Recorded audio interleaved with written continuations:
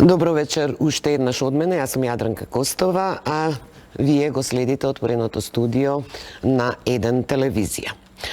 Во изминатите години новинарите истражуваа бројни корупцијски скандали за власта и владата на Никола Груевски, но јавните обвинители молчаа.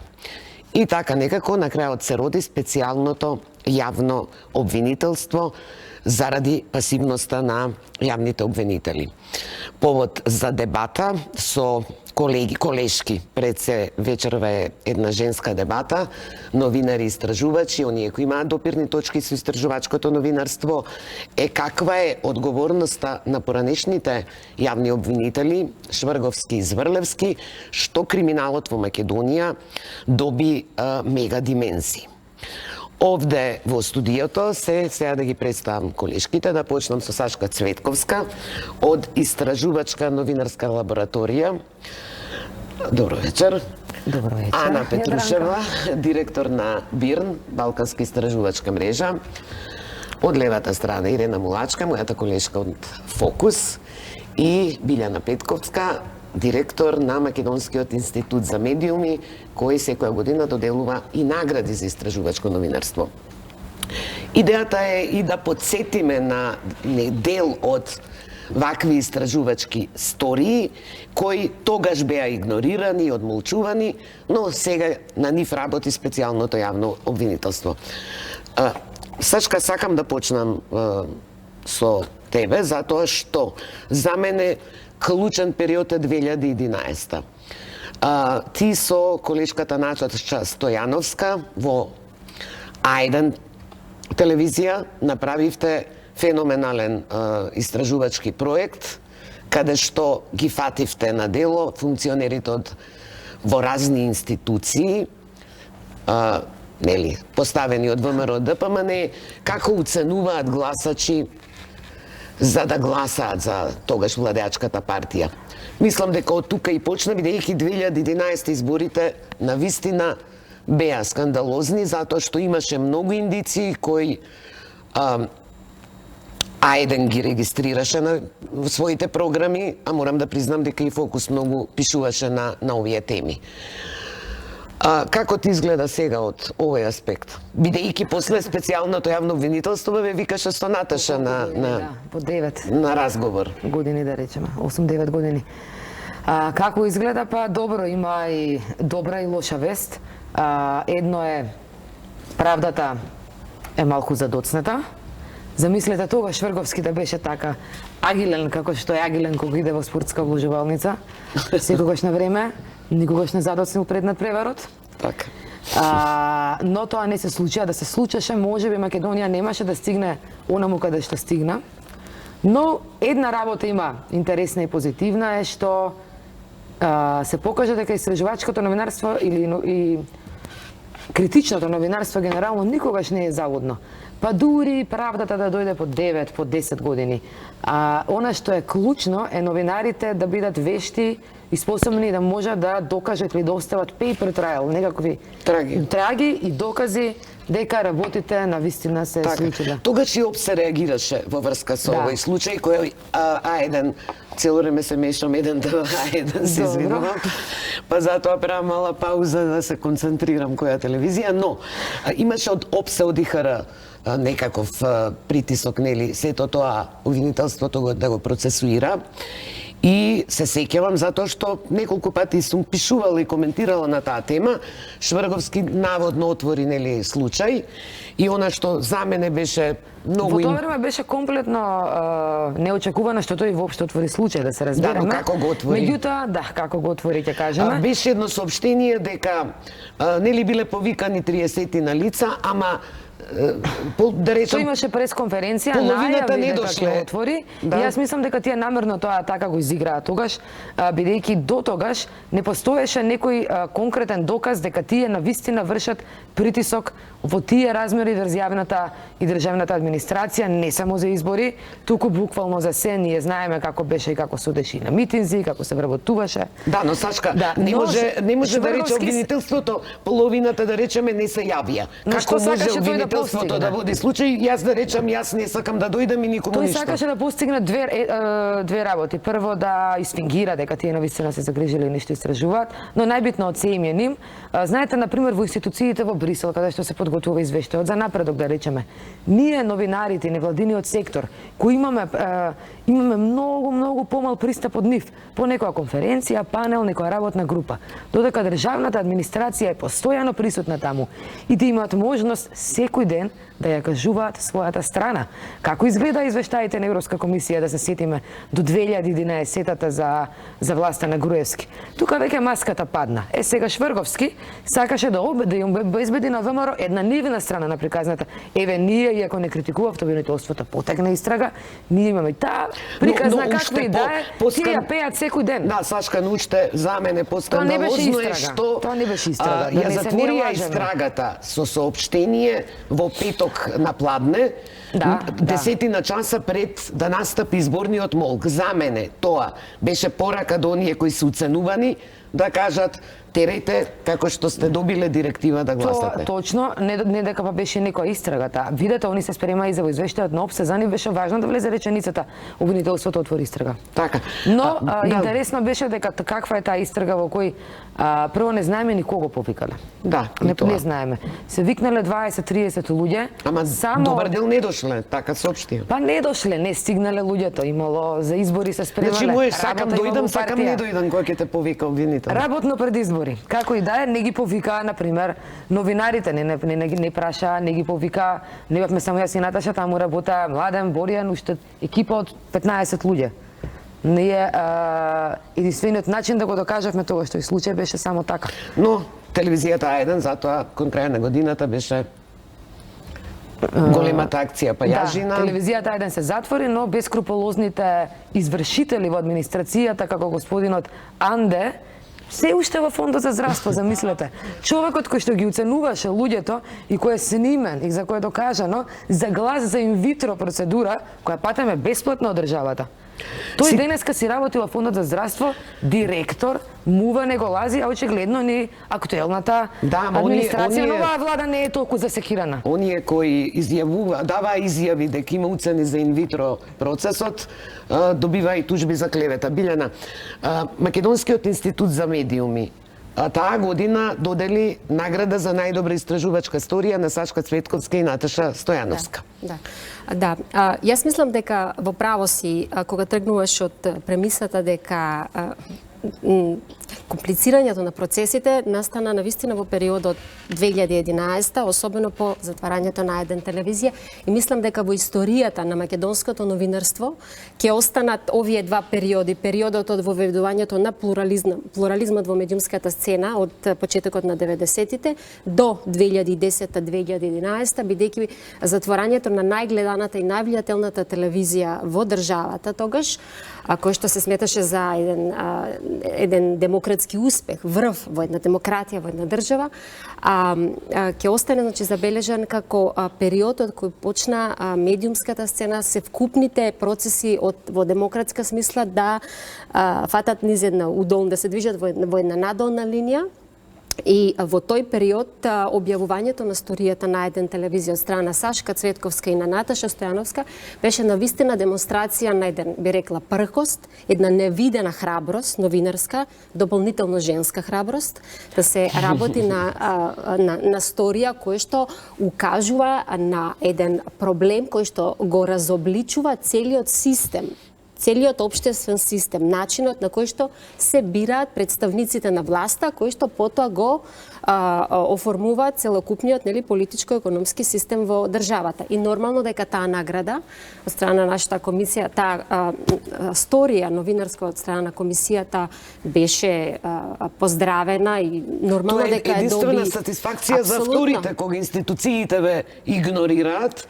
Барем овие награди се на некој начин, како што реков, сатисфакција дека допрело до некого. Поттик, бидејќи во тоа време наградите, други организации кои доделуваат награди не сакаат да се идентификуваат со тоа. Тоа беше еден од главните проблеми, бидејќи постоеше преголема поделба на медиумската сцена и кога некој ќе објави таква храбра сторија која што автентично, толку очигледно демаскира, разоткрива еден темелен, суштински општествен проблем, во нормални држави, во наводници, во демократски држави такво нешто и не може да се случи, веројатно, во такви размери, но доколку имаше поголема солидарност, да кажем, од страна на другите медиумски куки во покривањето, преземањето на темата, ставањето акцент на незината тежина, можеби притисокот од јавноста ќе беше поголем за да дојде до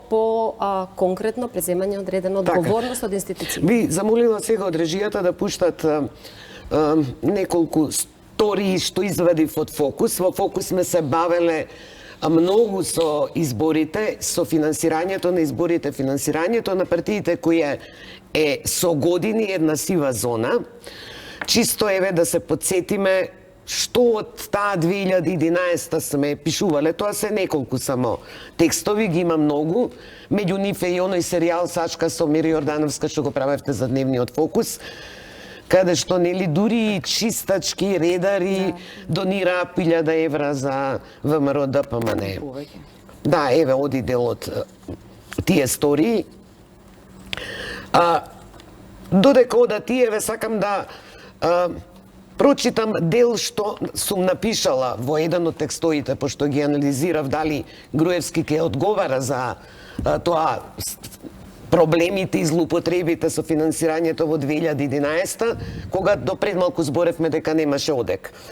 Значи, еве, да си се цитирам самата, но велам неограничената моќ што сега ја има ВМРО ДПМН, тоа што со своите подобни кадри ги има под контрола сите институции кои би можеле барем да ги истражат овие злоупотреби, можеби во моментот ги залажува и ги вознесува дека ваквата илузија ќе трае вечно.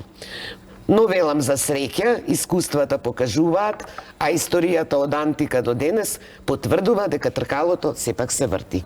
И еве се сврте. Што вели Сачка, навистина е тоа многу години и јас долго пишував за овие. Значи, 20 години може да го следам финансирањето, ја во тој момент го изгубив потикот веќе да ги анализирам, но затоа ги стимулирав другите колеги. Ана Бирн има исто топ истражувачки стории. Да, и ние добивме доста награди за некои вака прилично големи истражувања кои што ги работевме. Првото од тие, ние бидејќи работиме тие огромни датабази со илјадници документи, кои се најчесто документи кои што се добијани или со барање по пристап за информација од јавно значење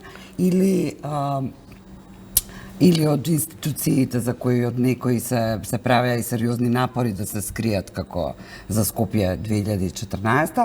Тоа беше предизвик да се направи таа база за Скопје, бидејќи сите знаеме со години... Замолам од режија да ги пуштат сега неколку стории од Бирн, додека зборуваш. Темата денес е улогата на обвинителството. Вие ќе се сетите дека ние базата кога сработивме, тоа беше во средината на 2015, ние символично одлучивме да ја промовираме токму на годишницата од земјотресот.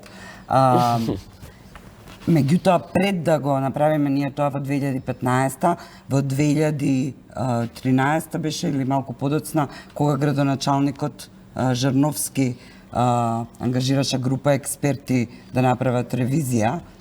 Тука беше сладжана Тасева, Малиновски, пошто тие документи беа предадени во обвинителството. Што тогаш се случи со тоа?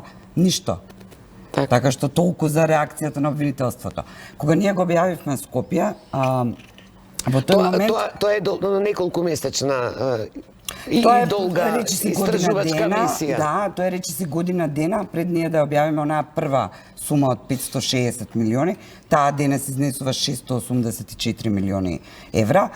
Во тој момент кога ние тоа го објавивме, веќе во 2015, како што знаете, голем број на медиумите се под капа на ВМРО, и во тој момент тактиката беше или нешто доколку е нешто добро сработено, не можат да имаат аргументи против, се игнорира, за да не се продолжува на било кој начин приказната, или ако ептен не може да го игнорира, се оди во лична дискредитација на авторите, организациите и така натаму. Па затоа нас, потоа како и другите не игнорира поставањето на тие групи соросоиди, вакви и такви.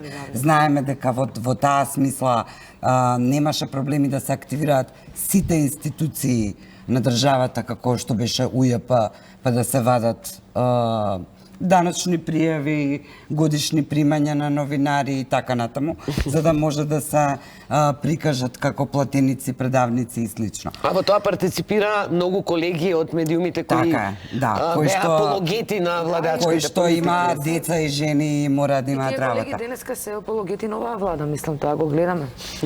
Очигледно таа кариера има најголеми шанси за континуитет во Македонија, да бидеш слуга. Камелеоните Да. вечно живеат. Јас сум само запрепастена дека на некои од овие функционери кои беа прогонувани и линчувани од тие колеги тоа не им пречи, но не се. Да. Само да завршам, сакав да кажам дека во таа разликата денес и тогаш, еве например, не знам, ние имаме работено цели серијали за офшор работењата на фирмите блиски до Мијалков и компанија. Потоа Имавте за фирма во Кипар на Владимир Пешевски. Да, за Владимир Пешевски. Бидејќи тука во емисија има тој има изјавено дека Ајден била коректив, па Ајден кога се затворила, немало watchdog и заради тоа немало коректив, да. Немала владата на ВМРО коректив и се изгубила контрола. сега се смееме, али тогаш не се смеевме. За Владимир Пешевски ние имавме истражување дека има фирма во Кипар. Тој тоа го призна, ние бевме кај него, тој рече да, точно, меѓутоа таа фирма не работи, откако сум јас на функција и тука нема ништо нелегално. Тоа не е баш толку јасно дека нема ништо, тој најмалку требало тоа да го пријави. Меѓутоа, сме работеле низа на приказни, како да ви кажам, да речеме, не знам, го гледаме за нешто директорот на МТВ, Маријан Цветковски. И ајде да видиме што има Маријан Актуелен Цветковски, директор. гледаме дека нема анкетен лист. Прашуваме во ДКСК зошто нема, тогаш се уште имаше ДКСК, зошто нема Антикорупцијска комисија. ау пропуст. Ке видиме, можеби ќе отвориме истрага. Значи, сакам да кажам, сите институции беа ставени во функција и за се што беше поголема приказна На во заштита јавноста, на криминалот кој немаше никаква за кој постоја реакција. сериозни индици. Така и бомбите, ако се сеќавате, кога почна објавувањето на бомбите, јас се сеќавам дека мене ми се јавуваа многумина колеги, бидејќи Зврлевски излезе со една инструкција дека секој што ќе објавува што е во бомбите, тоа е проблематично, ќе се гони и така натаму.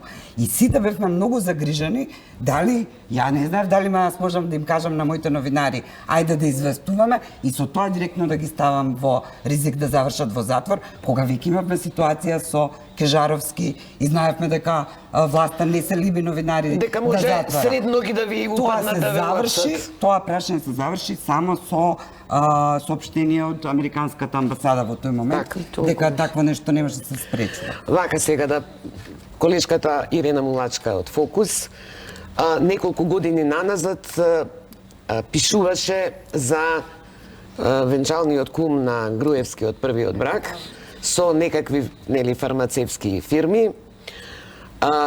Она што деновиве повторно изби на површина е фирмата Диамет, тендер за кој ти од стартот пишуваше, тој е тежок пола милиарда евра, така? Да, половина милиарда евра.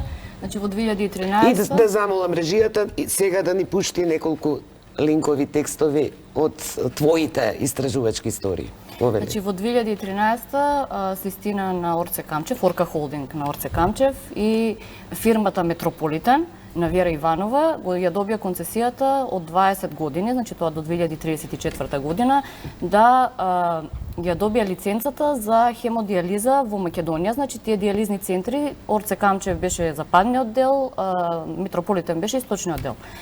Во тој период, значи, ја формира Метрополитен фирмата Диамет, значи Вера Иванова, сега Орце Камчев беше познат и од тука веќе беше јасно зашто тој ја доби лиценцата. Меѓутоа, главната, барем мене, почетна точка ми беше која е причината и која е Вера Иванова и кој стои во позадина на таа фирма. Факт е дека уште пред целата постапка да заврши, значи фирмите беа фаворизирани, нетранспарентна цела постапка. Имаше една германска фирма или? Значи да, во тој период беа 5 фирми кои конкурираа и тогаш испадна германскиот гигант Фрезениус. Тие беа, значи, фирма која се очекуваше да влезе во Македонија и да ја добие концесијата. Меѓутоа, како што поминуваше времето и со излегувањето на бомбите, тогаш веќе почна да се врти името на Ристо Новачевски. Мислам, јас во една од сториите, тоа беше втората сторија, добив информација дека тој стои во позадина на Диамет. Меѓутоа, неговото име нормално не фигурира никаде. Го поврзав синот на Вера Иванова, Филип Иванов, на истата адреса Јадранска магистрала. Новачевски има неколку фирми, Вера Иванова има неколку фирми. Ова се случува и со други, само да се уфрлам, беше као принцип на претходната власт. На иста адреса, разни фирми, не фигурира главниот, него се тоа јас ги нарекував рентафейс. Да, прокси се. Но тие се провлекуваат во разни фирми. И они отворија, значи, Новачевски, првиот венчален кум на Груевски, и синот на Вера Иванова, на истата адреса отворија нова фирма во 2015. Фирмата работи 2 години, веќе 3, ама нешто дека има тендери не работи, бидно фирмата функционира. Во меѓувреме Вера Иванова отвори уште една фирма и како што ги отвара фирмите, така ние го следиме процесот и така ги објавуваме текстовите. Така до пред неколку месеци, кога беше интервјуто на Ден Дончев за Фокус за паралелниот увоз. Да, кога добивме јас и ти преставка до Советот за етика. Тогаш добивме 2 преставки. Едната беше од Вера Иванова, едната беше од Ристо Новачевски со закани за тужби за Јадранка и за мене, дека се тоа што е напишано во текстовите, дека не е точно, дека стои тој во позадина на фирмата и се тоа. После тоа излезе обвинителство, значи тоа го занемарија. Видете, они реагираат дури кога имате централен регистар, дека, например, имаме промена на фирмата која е собственик на плацот на Водно, како се менува, од кој име, и вие имате и доказ, но тие се закануваат со тужби. Да, и во фирмата кај Метрополитен. Фокус беше таа алатка за дисциплинирање, тужби за клевета. Да, точно, значи тогаш од после 4 години пишување и никаква комуникација, пошто Новачевски никош не одговараше на телефон, не враќаше на мејл. Прв пат стигна до нашата редакција закана за тужба и преставка до Совет на етика, дека ако не се извиниме ќе не тужи и дека тој нема буквално никаква врска со Диамет Македонија. За до пред неколку дена Вера Иванова да признае дека тој неколку години е директор за развој во таа фирма. Не само тоа, него Диамет сега е продадена на фирма на шведски Диаверум, да ја продаде пред неколку на почетокот на месецот, дека 1 ноември објавија. Во тој период се врши продажбата, а парите се префрлени на сметка 11 милиони евра во Монако. Значи јас и пратив на неа мејл сега од последниот текст што излезе во денешниот Фокус и пратив мејл сигурно едно 7-8 прашања, меѓутоа она после првите неколку комуникации реши да нема никаква комуникација со Фокус и нормално не врати ништо. Добро, ама оваа трансакција кон Монако беше повод да реагира обвинителството? Не обвинителството, значи реагираше подопрен глас по текстовите месец за време пред ова. Го објавивме ние тој текст, сега веќе за СЈО мислам дека го презема случајот и откако излезе за Сашо Мијалков. Баш се поклопи се, со бегството на Груевски и со притворот на Сашо Мијалков се поклопија тие 11 милиони евра, па ги се поврзуваат. Има врска со него, нема врска со оглед на тоа што син му е во Монако или студира. Малку да ја вклучиме Билјана, но например наградата што ја доделувам им за најдобра истражувачка сторија го носи името на Никола Младенов. Да. Ирена доби награда за случајот скандалот Перда. Така. Да, тоа беше 2013 година. 2013 и за гинекологија во 2016. Така, да. Всушност, подготвувајќи се за емисијата, направив една ретроспектива на тоа, на наградите, нели, наградените. Таа награда постои од 2001 година, од 2013 го носи името на Никола Младенов. Ние во меѓувреме доделувавме, администриравме всушност награда од 2014, 2015 до 2016 во име на Европската унија. Таа исто така доделуваше награда за истражувачко новинарство со цел да прати порака, да стимулира истражување од страна на новинарите и исто така дел од луѓето присутни тука исто така ги добија дел од тие награди. Следниот дел е, ќе зборуваме за таа.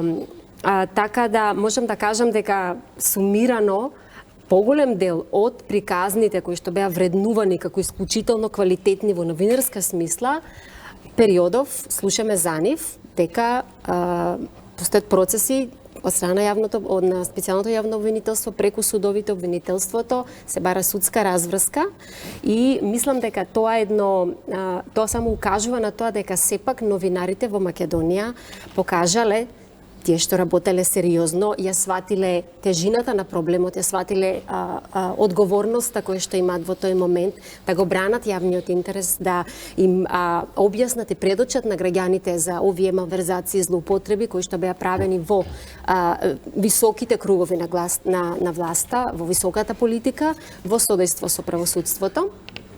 И мислам дека тоа треба да биде лекција за сите политичари понатаму, дека вистината ќе излезе на виделина.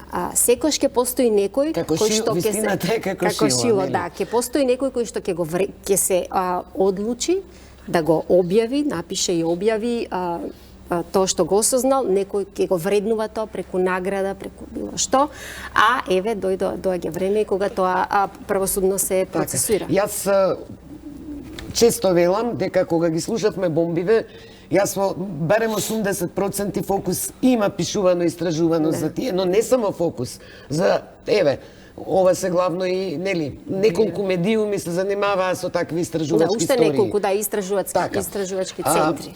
Во овој дел сакам неколку стории што Сашка ги испрати, 3 се мислам, но она што е многу интересно, ти имаш некоја интересна приказна за една од тие, но наградата што ја доби ова што е од Европска комисија е твојата истражувачка историја со колешка или колега од Чешка. Тоа е Павла Холчева, да, тоа беше за Сашо Мјалков. Земјопоседник за Сашо Мјалков. Да, тогаш првпат ние го најдовме физичкиот имот и трансакциите и парите се кои го купувал преку фирмите кои ги основал во Чешка.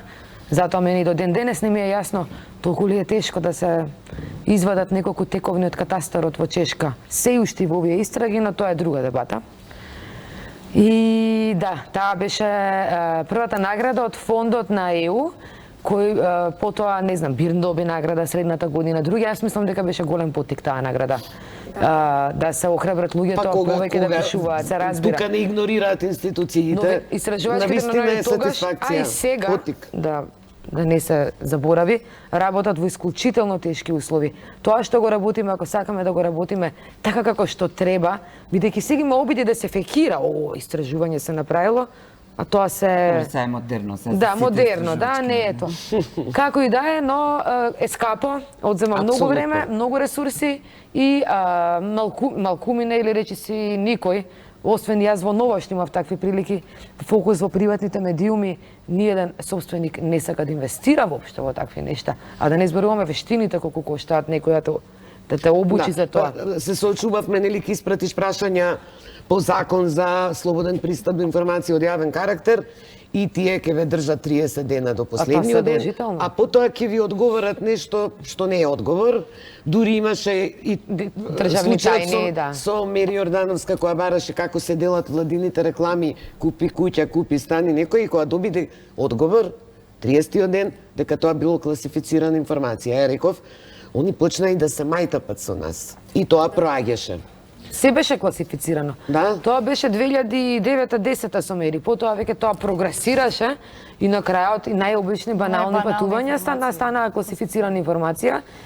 Сега пак се соочуваме со друг проблем во однос на класифицираните информации. Тоа што, например, јас имам еден случај со ВМРО, во моментов што го работиме, за едни огромни набавки кои секако Гордана ги класифицирала, без при тоа да приложи некаква аргументација зошто таа информација е класифицирана, веќе постои закон. И сега новото министерство, јас не знам дали планира некогаш да ги декласифицира. Веројатно не им се брза и ние повторно не можеме да добиеме информации. Да, јас мислам дека генерално прашањето на комуникација меѓу правосудните институции и медиумите за кривични предмети, известувањето од кривични постапки во целина е нешто на кое што во Македонија мора многу пофокусирано да се работи. Ние како МИМ во повеќе наврати сме иницирале различни средби, конференции, семинари на кои што доаѓале експерти од Советот на Европа представувале конвенција на Совет на Европа за известување за судски предмети, бидејќи постојат и такви декларации и препораки кои што нашите правосудни органи мора да ги имаат предвид кога одлучуваат како ќе постапат во дадена ситуација кога се бара информација од новинарите, затоа што Јавноста мора да знае, граѓаните имаат право да знаат за се што е во доменот на нивната работа, а се што не ја нарушува приватноста, презумцијата на невиност, нели достоинството на судот и така натаму. Инаку генерално правосудството, обвинителството и судството особено во држава имаат еден однос на наоѓање постојани оправдувања за одбивањето на остварување на редовна комуникација со медиумите, и тоа е долгорочен проблем. Особено беше изразен изминатите 10 години. Во меѓувреме, последниве година-две се прават одредени напори со помош на меѓународната заедница. Мислам малку да се надмине тој јас. Денес ветило обвинителството дека ќе биде потполно стварно. Така да, но мислам дека се работи всушност повеќе за пакување, за форма, отколку за суштина. Еве колешкиве кои што работат новинарство секојдневно, тоа го знаат повеќе, и мора да се охрабрат судиите, обвинителите од декларативно навистина да преминат на суштинско комуницирање со медиумите и со граѓаните.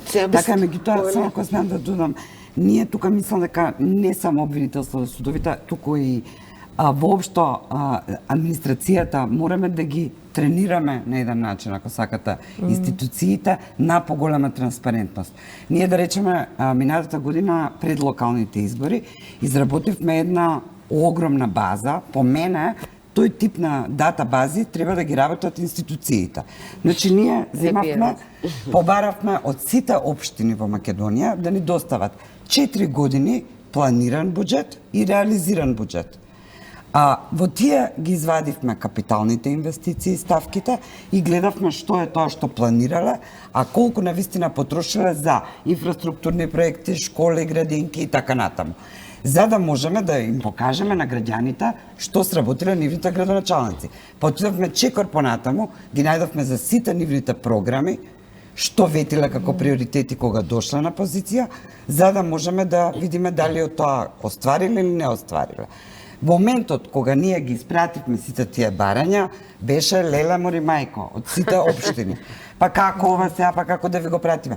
Меѓутоа, јас морам да ви кажам дека бев позитивно изненадена, не одговорија сите на време и меѓутоа ја се слушав со многу фини господи од различни општини од цела Македонија кои што се јавува за да прашаат како би било најлесно да не ги достават тие податоци. Така. И мислам дека што повеќе организациите од овој тип сега, тоа главно го прават невладините организации, прават многу работи што треба да ги прават државните барања за институции. пристап до информации, меѓутоа мислам дека што повеќе се праќаат барања од тој тип, тоа поспремни се институциите и се навикнуваат на идејата дека треба да ги пружат тој тип на услуги. Би замолила сега од режијата да ни пуштат едно парче од интервјуто на колешката Гордана Дувњак со Вилма Русковска, новата шефица на обвинителството за организиран криминал, пошто говоривме која е одговорноста на претходните обвинители, јавни обвинители, бидејќи јас мислам дека доколку Шврговски ја спомнавме таа 2011 реагираше, немаше случајот да стане Титаник. Него ќе беше случај за Сегашните одредени... обвинители таму работат Јадранка, затоа јас немам голема надеж. Добро, еве да чуеме што таа вели за специјалното јавно обвинителство, како се роди, јас што би рекла.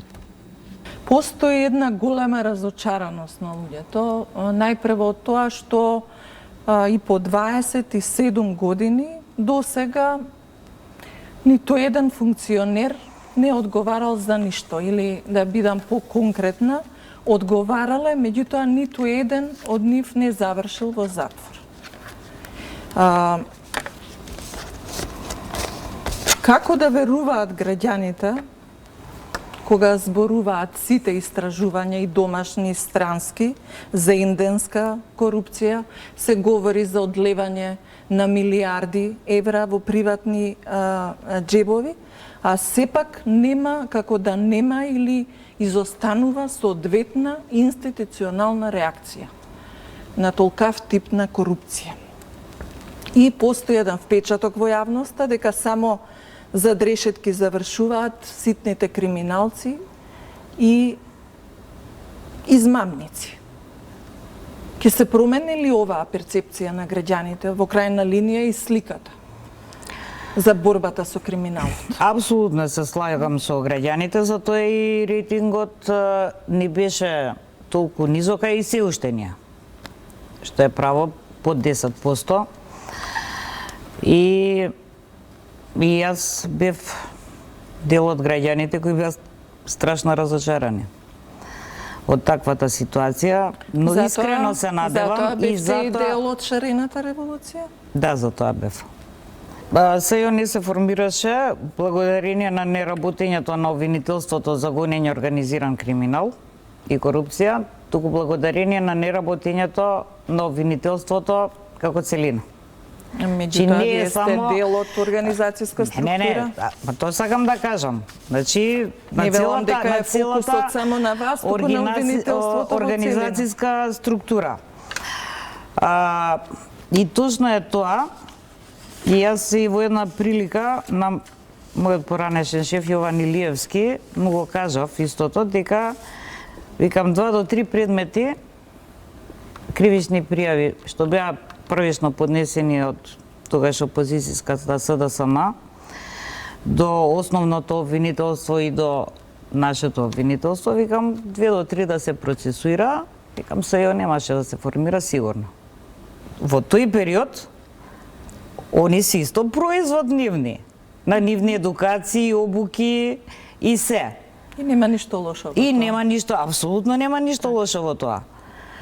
Сега и ние имаме и обуки за односи со јавност, за транспарентност, еве на 5 и на 7 декември. Имаме такви обуки, имавме предходно, така да, и сметам дека да, кога се предмети во прашање за кои е заинтересирана јавноста, недозволиво е само одбраната да дава изјави пред новинарите и пред камерите, кој мораат обавезно и обвинителите да даваат изјави, затоа што доколку не даваат изјави обвинителите, јавноста ја слуша само едната страна. И тогаш се добива искривена слика за целиот предмет. Сега што е проблемот? Знаете што не е едноставно да излезеш од судење и онда пред тебе наеднаш 10 камери, 10 микрофони, сепак треба малку и обука, и вежба. И не може секој тоа да го прави, едноставно ги фаќа луѓето трема. Не дека не сакаат, нели?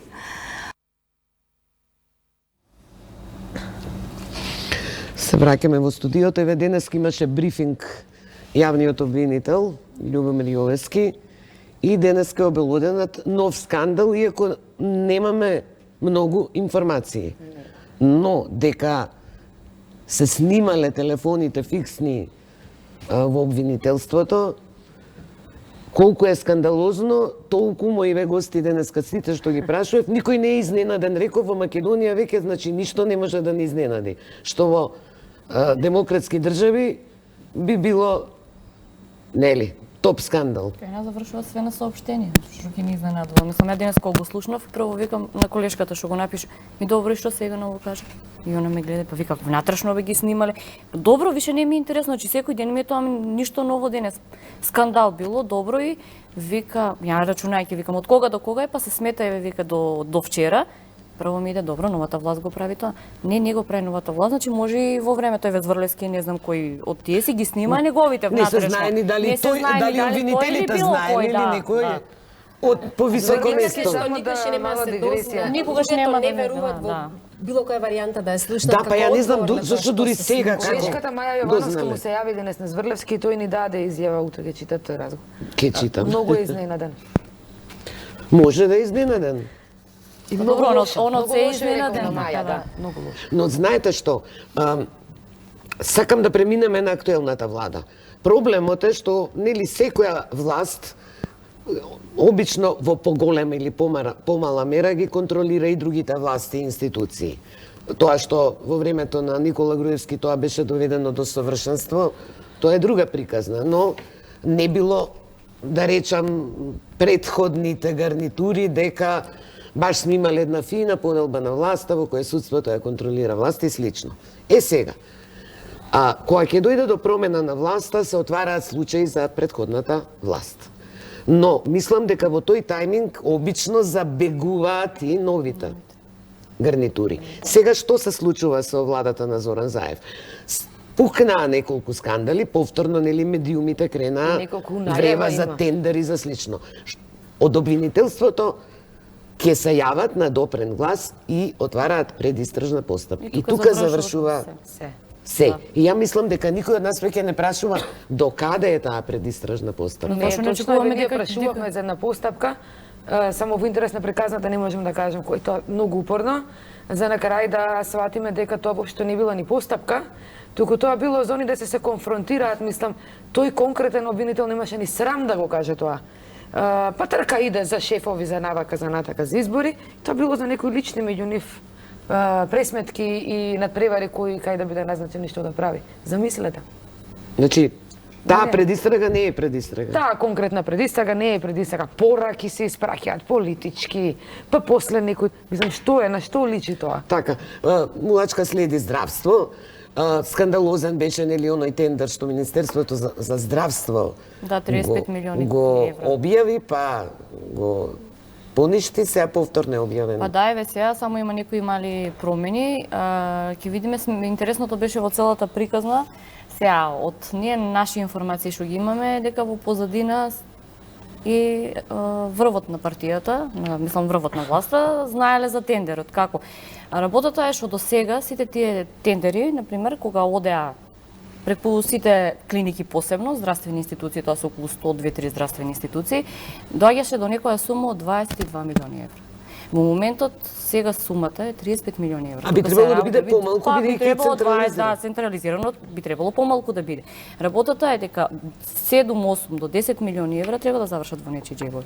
Како и да го вртиме, што и да го правиме, и фирмата, што беше скандалозно со фирмата, ново формирана фирма 4 месеци, во која во позадина нели седеа исто, пошто вака испаѓа работата дека сега и ВМРО и СДСМ пак заедно си ги прават тендерите.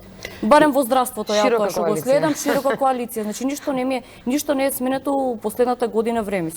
Ќе почне таман некој тендер, ќе почне некоја постапка, гледаш дека у позадина, кога веќе ќе дојдеш до некои информации, седат луѓе сега од актуелната власт и луѓе што претходно истите тие тендери ги добивале или нивни фирми ги добивале во времето на ВМРО. Така да мислам, ако Лудо е продолжиме со истото темпо сега, не знам што би се, барем во делот со тендери и со ништо се нема промена. Бирн, какви искуства Добро, имате ние- со новата ние имаме, власт? Новата. мислам- Година и пол се веќе, но Во моментов повеќе од постапките СЈО што ги води се на теми што долго сме ги истражувале, откривале и така натаму од Скопје па натаму, од Скопје 2014 до, да речеме, серијал за како ВМРО ДПМН ја доби Белата палата, како е направена Бетон дека ги вратил парите, зашто сега беше подигнато обвинение, па не знам фирмите кои се во империја и така натаму. И неодамна за една приказна која што ние објавивме во 2016 за Securicom. Securicom, да. Тоа е она нели фирмата за тендер за чистење на владата кој што беше тежок над 10 милиони, за кој што ние докажувавме во истражување дека е наместен. Таа приказна тогаш помина прилично незабележано, со нешто мал број на други медиуми ја пренесоа и тоа беше тоа. Се до годинава кога финансовата полиција прво отвори случај, а подоцна имаше обвинение, но откако австриецот кој што е собственик на фирмата избега назад во Австрија. Него контактиравме откако избега, пошто тој излезе со некакви обвинувања за луѓе од власта кои му барале мито и така натаму. И ние тоа го објавивме со сите можни огради, нели, без имиња и така натаму. И објаснивме дека обвинува за дека му барале рекет. Пошто добивме повик од обвинителството, новината Владо Апостолов беше во обвинителството, каде што го прашаа кои се луѓето и како и што. Ние им дадовме контактот од човекот, не е наше да доставуваме информации до обвинителството и после тоа јас можев да видам само едно соопштение во кое што се вели дека они го повикале новинарот и новинарот немал други информации. Така што не ми е јасно се уште дали е отворена истрага по тој случај или не. Тие рекоа дека ќе го истражат тој случај, меѓутоа... Така. Билјана, има ли шанси наградата се доделува некаде април или март? Така. Има ли шанси да добие сторија која ќе се однесува за некакви корупцијски сомневања за корупција на актуелна власт? Секако. Тоа е секогаш најголем предизвик. А суштината на истражувањето во новинарството е новинарите, како чувари на јавниот интерес, да ја обсервираат власта, која и да е. И едва чекаме да видиме кои ќе бидат новите текстови и приказни кои што ќе пристигнат на конкурсот, кој вообичаено се објавува после Нова година. Но знаете што, јас мислам дека многу важна една лекција што се надевам, но не сум убедена, дека како медиумска заедница ја научивме со искуството изминатите десетина години е дека солидарноста меѓу новинарите, меѓу медиумите, во смисол на преземање на исклучително важни теми иницирани од истражувачки центри, од помали медиуми, солидарноста мора да се подигне на повисоко ниво со цел да се зголеми влијанието кое што истражувачкото новинарство го има во едно општество, а не да се нели се согласувам, особено кај мејнстрим медиуми од типот на национални телевизии. Тие 15 години сме имале за големи афери кога и нели коректно и да одадеш признание на колегите од другиот медиум кои ја отвориле приказната. 99% од колегите нема добиваат доколку тие не добиле награда за никој друг. Што добил јас годинава, годинава ја добив искрено, ме лично емотивно го доживеав. Годинава ја добив наградата Сигнал за Европа, која доделува и Репортери без граници Виена, за истражувачко новинарство. Освен што разбрав дека одредени колеги пишувале писма таму, зошто не едни исти се даваат награди. Да, и тоа имало. Ниту еден медиум, освен Радио Слободна Европа, и сакам да кажам Горан Михајловски, воопшто не го ни објави тоа. Како сме го пропуштили? Ниту еден друг. Меѓутоа, ниту невладините кои се бавите некаква... Ние јавно честитавме, ако се сеќаваш, да. Не се сеќавам. Ние обично пренесуваме. Да, јавно честитавме. Не се пренесе никаде. Суштината е наградите се некакво признание за одреден труд, но ние зборуваме за влијание врз јавното мислење, институциите, се разбираме. Тоа е суштината, не дали некој Сашка или Ана ќе ја попали. Да, но гледам дел од медиумите. Тоа е доказ еден колективен мајндсет на општество кон квалитетот, генерално е тоа. Добро, јас можам да видам кај нас во Фокус колку приказни има, нас никош никој не цитира. Или ќе уграде делот приказната, никогаш буквално ниту еден медиум нас не нема цитирано. Да не дебатираме. А сме коректни за било што. Или ќе објават на некој правило преземи дел линк и ако имаме нови моменти да организации повеќе од медиуми во земјата. Сите медиуми би требале да се налепат со ако веќе сада нема истражувањето. Значи овде во Македонија некој да го најде атентаторот на Киро, мислам дека никој нема да го превземе, од и они не го нашле. Добро кај нас. Не, но солидарноста е огромен проблем. критични до некој. Луѓето се стремат ова да го сватат лично и гледам каде оди ова. Не е лично ништо тука. Солидарноста, бидејќи не џабадијала, луѓето не викаат седма сила или the fourth estate. Солидарноста меѓу нас е клучна, не ради самите нас, но и ради самите нас, бидејќи ако ние во ЕСНАФот не сме солидарни и не сме компактни, значи како ние му служиме на јавниот интерес? Ако сме несолидарни, не можеме добро кога само да еден медиум, посебно порталиве, ќе објавиш било што да е, го нема ефектот кога едно огромно мнозинство на медиуми од телевизии, весници, портали ќе го пренесат тоа и ќе се притиска. Неделникот, значи не работи проблемот, ја дури со една уредничка изборев. Пошто ме изиритира, интервју се јавам, на пример, иде цело интервју, по повод моето интервју е дивното интервју и гостинот што ме викнат. еден неделник го објави, еден неделник, и јас иритирана се јавив. Добро, викам, ние кога ве пренесуваме, вас пишуваме која телевизија сте. Најкоректно интервјуот кај вас пренесуваме. Предпоставувам која телевизија, што сум приметила секојаш. Во интервјуто за еден медиум, во Сашка што рече атентаторот на Киро да го најдат, тие би рекле никој нема да го некој преземеме. медиум, неке Пошто они рече. не го нашли. Некој медиум. Зависи и до темата. Ние објавивме приказната дека на Кочо фирми добила пари од фондот, Алфа ја објави како своја и сите курири ја пренесоа како приказна на Алфа. Значи, зависи и од темата. Воопшто не се гадливи кога се одредени приказни. Тоа е затоа што е поврзано за актуелниот Ме разбирате, знаете зашто го кажав ова? ние, него колку не Луѓето кои не можат да ја надминат сопствената суета, не можат да му служат на јавниот интерес. Затоа се овие Кај нас е работи многу светло во важни, новинарството. од пренесување и recognition меѓу колегите на сопствениот труд, до цитирање, до добро е више. Не, тоа не блага тука. Си ја крадат ко своје си ја ширу. Добре, тоа мисле, тоа е. Па добро, како ги злоупотребуваат сега, например, куририте. Ти имаш приказна, тераш цело време гинекологија, колку починати бебиња, доаѓа новото раководство и викаш исто. Не се намалила бројката починати бебиња, на нив им одговара во моментот новата власт. И си ја терат приказната, еве како што објави Фокус.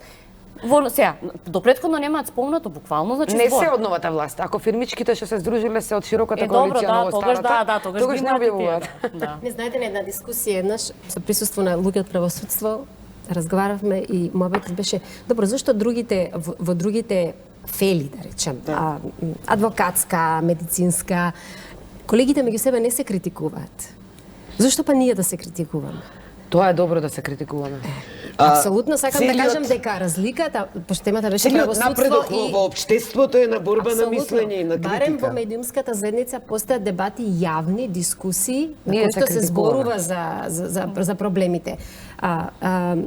Фелата од типот на правосудство, на здравство и на многу други сегменти во општеството, тие се прилично затворени и во јавноста многу тешко продираат информации за нивните пропусти и неуспеси. Па добро, пробираат во здравството ако имаат лични интереси, нешто пресметки еден меѓу друг, па да каже да даде документи, тогаш да. Инаку се штитат. Па не само тоа. Ние барем јавно, какви такви, сите овие години, ние дел од нашата фила се спротивстави на гнилите меѓу нас. Другите не го направија тоа, а полни ми устите се совети за нас, вие новинарите. Ајде, јас не видов еден лекар кој излезе и кажа нешто против своите колеги, а тие се којдневно, се сведоци како оние новопартиски невработени убиваат луѓе. Мислам, тоа е и кривично дело, така? Такви тоа работи не гледаме. Не. Ќе ви шепнат ов рекорд, инаку не јавно, но Го видов. и тоа придонесува да состојбите ескалираат. Спомнавме здравство, еве во здравството. Па и адвокатите, и мислам сите. Но за мене е пострашно што тие сметаат дека таквата Го одобруваат. нели Дека е тоа нивна колегијално. професијата е добра и дека е тоа позитивно.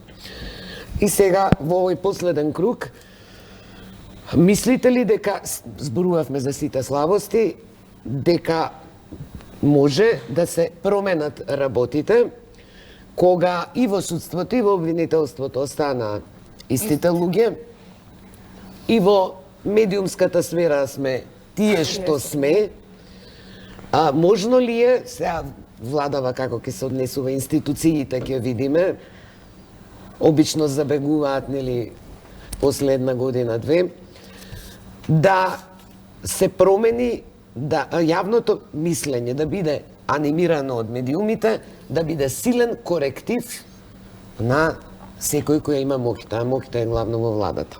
Јас лично мислам не. Од тоа до сега што имаме искуство, исто функционери на СДСМ, кои до вчера збореле дека ВМРО се јавуваат и кажуваат во медиумите што да се објавува, ако им се спомне името, точна информација, се јавуваат и сметаат дека, и денес таков случај имавме, дека против нив се води некоја хајка. Значи, мислам, барем ја така мислам и не сметам дека во иднина, како што тргнале работите, нешто ќе се промени. Не, да, ако имаме нешто, тоа ќе речат, дали ова ви го нарачал некој? Да, иде така, да. И многу позлобен начин и дефинитивно е ужасно тоа што го прават. Например, вие ќе објавите некој текст кој е критичен или истражување, неважно, и тогаш тие не велат ништо, бидејќи не се сите фини дечки. Туку ги пуштаат нивните кучиња преку парапорталите, тие да ве напаѓаат. И тоа на најбрутален начин, од Да, таква до никаква бабиште, не знам што, мислам сериозно, онака под секој ниво. Да, нас И после ги многу отварате поголема рекламите гласност. каде, да. Гласност, Тоа да ми е се поентата. мотивираат граѓаните, Кога да се исти реагираат на секоја луѓето. информација која укажува на злоупотреба, на неправилно однесување, на криминали. Ние мораме да престанеме да се помируваме со нашето секојдневие и нашата судбина. Историите, гледајќи кого се сме наградувале, 3 теми доминираат цели 20 години. Корупција во високата политика во спрега со правосудството. Проблемите во здравството и социјалната сфера и загадениот воздух. Ништо не е решено во тие три Најбитно се полошо е во се сите полошо и области. полошо, да. И тоа мора да не загрижи сите граѓаните, едноставно мора да сватат дека и кога има протести, и кога треба да се реагира, да се укаже на нешто, мора да бидат погласни, се работи за сите нас. Но една анкета од невладина организација што ми остави впечаток е дека околу 40% од анкетираните сметале дека нормално е тој што е на функции на власт Да. краде, да речем. Да. Па добре, Тоа е може тоа добро тие да не се се види поразително. Тие се Да, последици морате на да ги земете во последиците од последните 10 години. Значи, последните 10 години, јас сеќавам имаше на некој од овие сатирични емисии, дали она Зевзак Мани или не знам, некој од тие, Па добре, анкета на улица, ако треба да доделите тендер, дали ќе земете 10% или 15 или 20%. Еден не рече, нема да знам. Еден не рече. Значи тоа што ви покажува. Во истиот тој период во кој што ние гледаме тотално девастирање на сите вредности, прифаќање на тоа дека или си корумпиран или си будала, така? А во исто време во ова што велите да ги погледнеме и политичарите и правосудството. Ајде прво нас да се погледнеме. Па и Не само во Ситуацијата во медиумите е ужасно. катастрофална. Ама ние тоа збориме сите да. сегменти, Јадранка е медиумите, институциите, власта. Така е, Овие меѓутоа само да случаи- завршам, Сашка. Меѓутоа мислам дека она што е една голема разлика од претходната власт и сега, дека се премина тој еден праг и сега можеме ние да збориме дали се критикува премногу, дали е тоа некогаш тривијално, дали е неаргументирано, меѓутоа дека одеднаш луѓето повторно така ќе замолчат и повторно ќе биде тоа криење и шипотење, нема, тој воз помина. Тоа се помина. Така што мислам дека во таа смисла оваа власт има многу потешка задача, многу поголеми очекувања и многу помалку трпение од Па сите добро, нас. после Груевски валда и треба да има Да, и очекувања. во отворени се институциите, тоа е факт. Не, Ние за прв пат ги за знаеме неколку секаде под реакции, паролите, кога се можеме да реагирало, комуницираме, да. имало реакција од некакви смени или слично, но мислам дека треба уште посилно. Но она што нас не треба одговорност и Да, во луѓето кои сега се во правосудството за жал не може да допринесат да има одговорност, Па затоа што бидејќи се кадрите институции. се такви какви што се. Еве обвинителката во вашето интервју е загрижена за пиарот, пошто пиарот е се во оваа земја очигледно.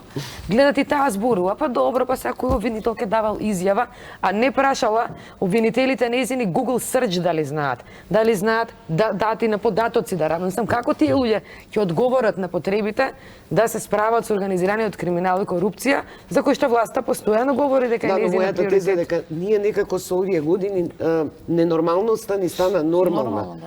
Нас ни требаат години да ја вратиме нормалноста.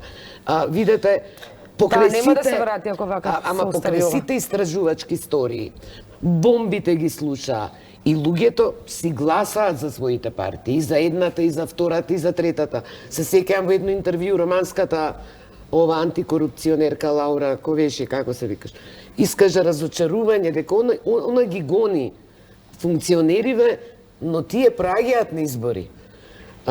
Тоа е тој феномен овде, да речем, во овој наш регион. Така, За крај уште Билјана и Да. оптимиста, песимиста. Јас сум умерен оптимист, но мислам дека е важно постојано да укажуваме сите што можеме и сите што работиме во јавната сфера да укажуваме на тежината на проблемот и на необходноста да се делува, да се укажува на власта, на институциите, за пропустите кои што се прават, да се охрабруваат медиумите, новинарите многу подиректно, поотворено, да откриваат информации кои упатуваат на корупција. Корупцијата е суштински проблем на нашето општество. И во сфера, не велам дека нема и во медиумите, и таму има еден сериозен проблем и медиумските организации работат на тоа посветено, потребен е поголем ангажман од сите, потребно е, како што зборавме, поголема солидарност и на професионално ниво и на ниво на соработка во однос на информациите кои што се објавуваат, бидејќи ние немаме друг избор. Тоа е единствениот избор. Но јас мислам да има повеќе истражување горе-долу со години, исти медиуми и новинари се занимаваат со тоа. Јас ви благодарам што бевте гости во отвореното студио. Фала, Билјана, Јадранка. Ирена, Ана, Сашка. Јас со ова ќе се одјавувам од емисијата. Од понеделник 1 ТВ има промени во телевизиската шема, но ние се гледаме сепак повторно идниот петок. Останете со 1 ТВ.